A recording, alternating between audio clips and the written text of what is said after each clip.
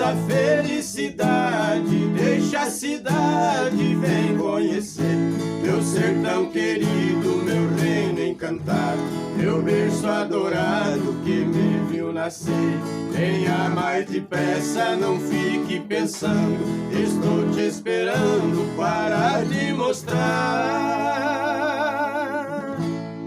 Vou mostrar os lindos rios de águas claras e as belezas raras do nosso luar.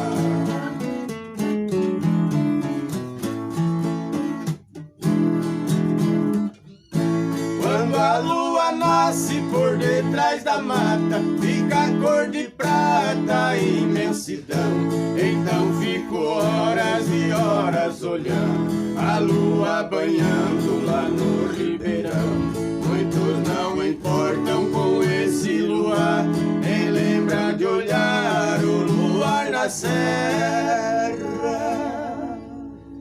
Mas esses não vivem, são seres humanos que estão vegetando em cima da terra.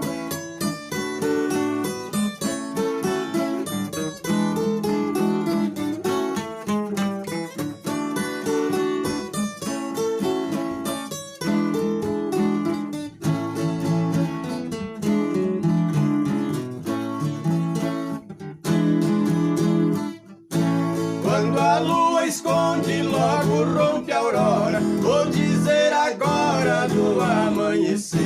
Raios vermelhados riscam o horizonte.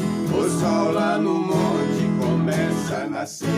Lá na mata canta toda a passarada, e lá na paiada pia um chororó. O rei do terreiro abre a garganta, bate a asa e canta em cima do paiol.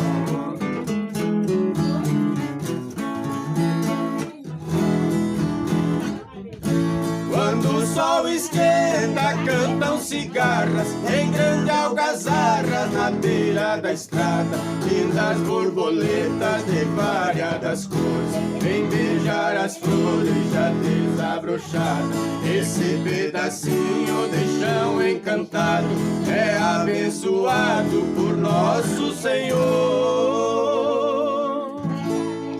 que nunca nos deixa faltar no sertão saúde, união, a paz, o amor.